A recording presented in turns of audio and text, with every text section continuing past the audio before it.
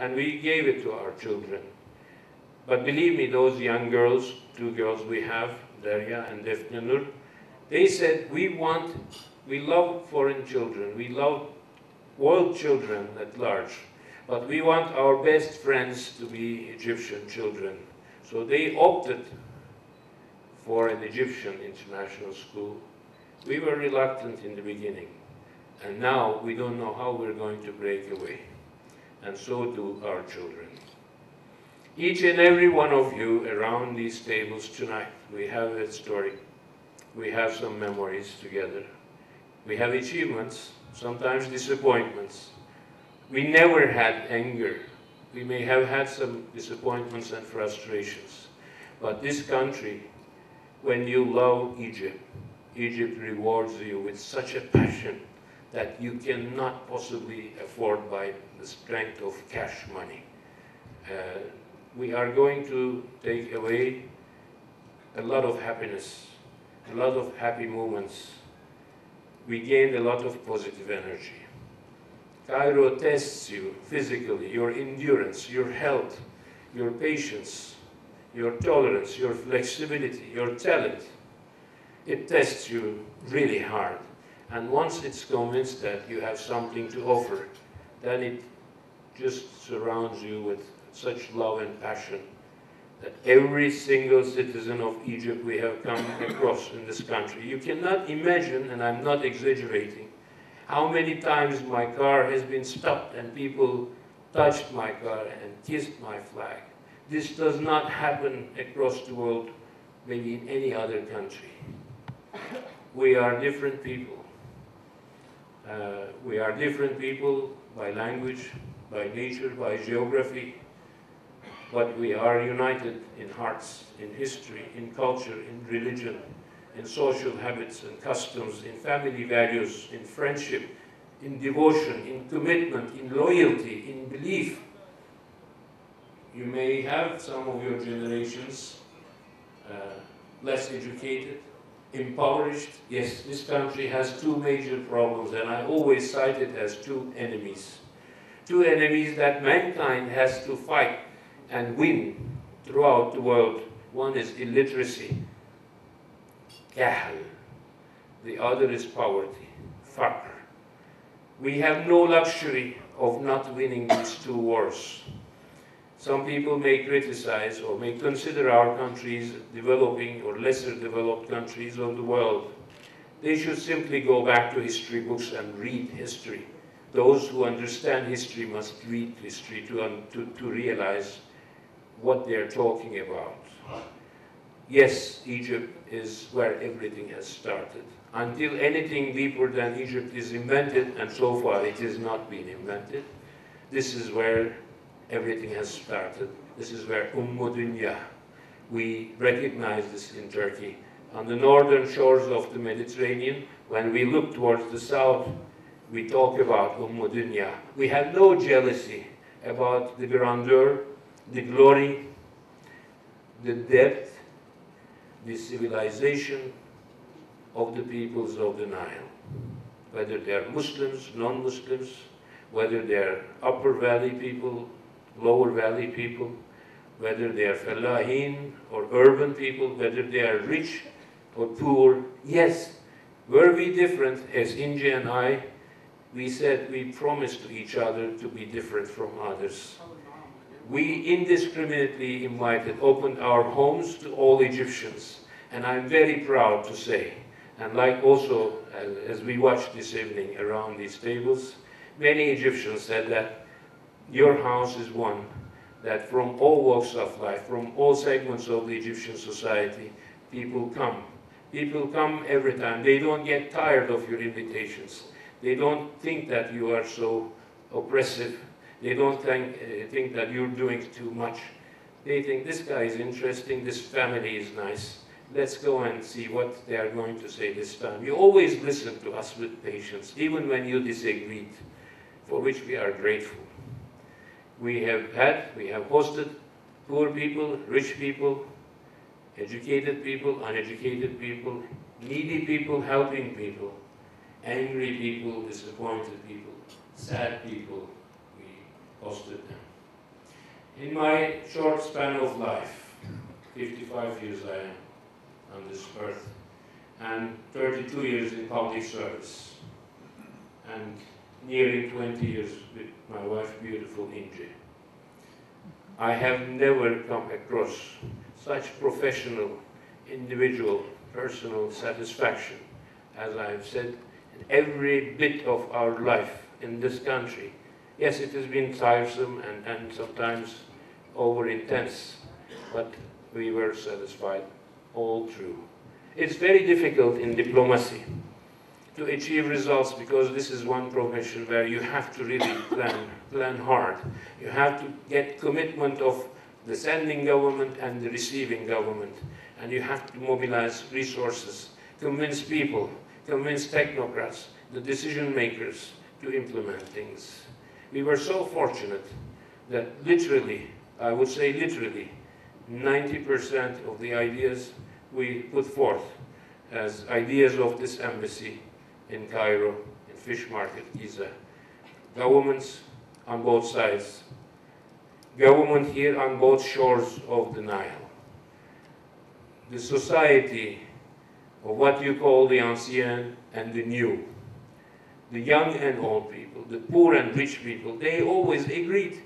And we have not only been able to plant some seeds and cultivate some seeds of friendship and cooperation and future investment and future partnership, we actually started harvesting the results of this.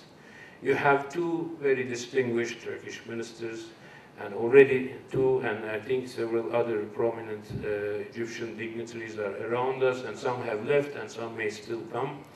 You have 3 Egyptian ministers among us. I'm so grateful for the government of Egypt for honoring my table and my friends and Turkish investors in this country. Ladies and gentlemen, this room is housing, in my rough estimate, at the very least, $20 billion. People who control or who are connected, who steer or who decide where this money is being invested or where it will go. I always tell my Egyptian friends, this revolution should be called a revolution, not because the people of Egypt want so, but because Egypt has made history by creating a precedent of having its way through, having the people's way through in a peaceful way. We come from different walks of society. We have different roots. We have different political views and world visions. Yet under one roof, there are people in this country who realize that this world, this land is big enough and rich enough for all of us to feed all the Egyptians. Egypt has the resources. It may not have the cash resources immediately. It may not have the oil and gas in the quantities that the next generations, the future generations would require. But it has. It is living only on less than 10% of its land mass. And nobody knows what the other 93% contains. So we should first decide about the future. In Turkey also, we had been going through, and even as I speak today, we are going through a learning experience. In my recent article, I said, democracy does not come in the genes by birth. It's not acquired from mother and father. It's a quality. It's a style to be learned and developed and adopted and improved by experiencing. Every nation, every citizen has its own way, but you can gather around at least common denominators and common values which will constitute your own indigenous, genuine democratic experience. You have to be patient with each other.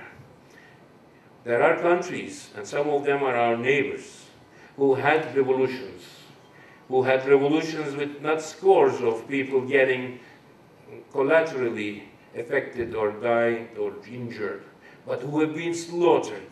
And even as we speak, there are counter-revolutions, anti-people operations in one of our neighboring countries, where people slit throats of babies, women, old people, ruthlessly.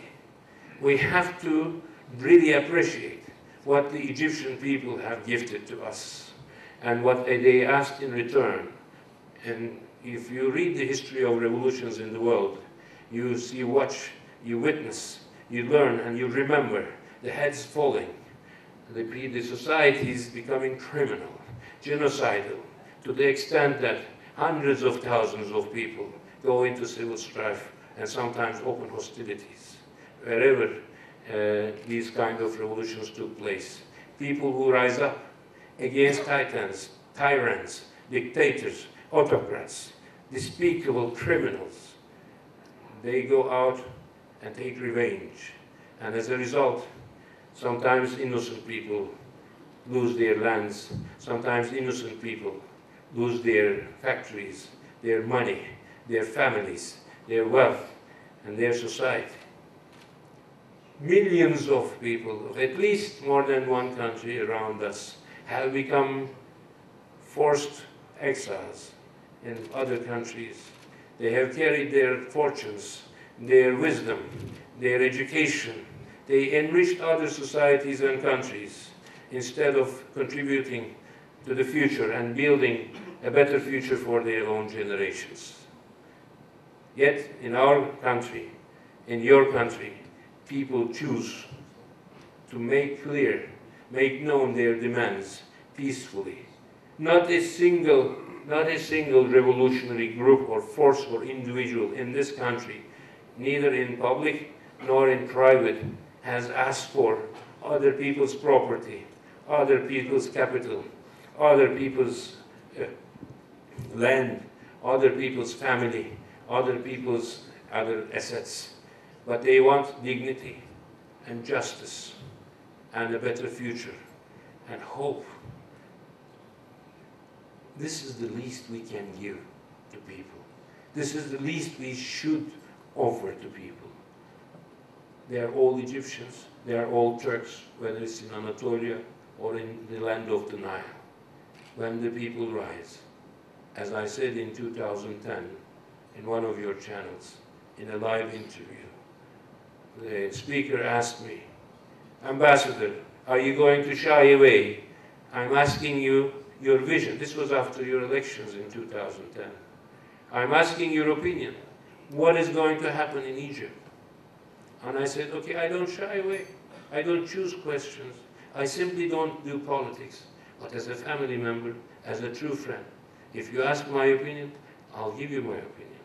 And I said in November 2010, out loud in one of your TV channels, that the Nile will rise as it does all the time.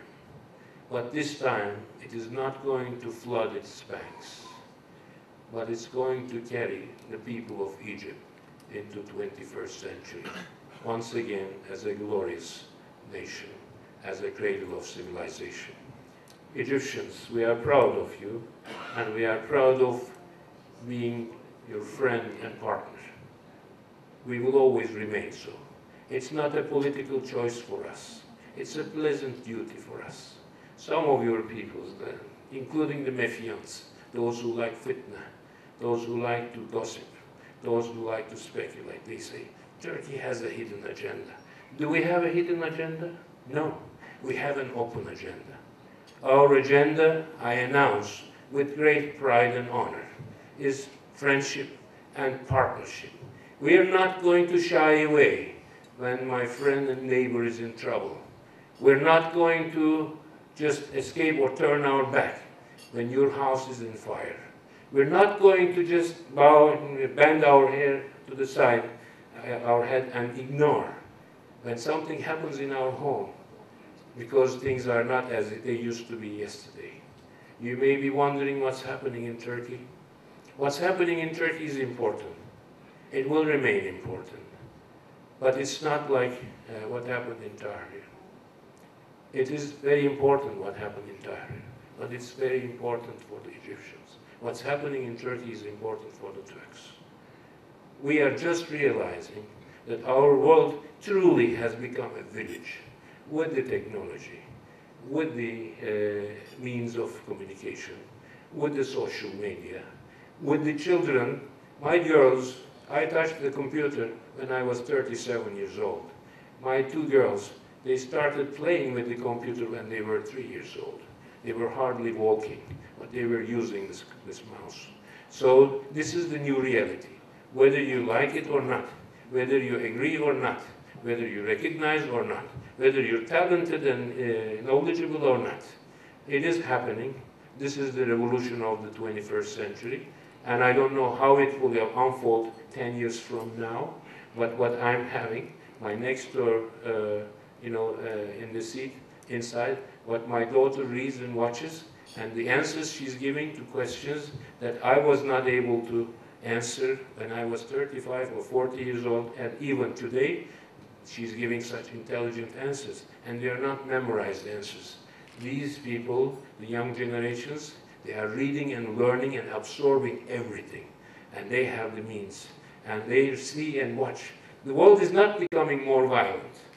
The world is simply becoming more transparent, and we're witnessing everything live as they happen. You wouldn't understand in Africa, in Burkina Faso or elsewhere in Congo, when scores of people were getting massacred.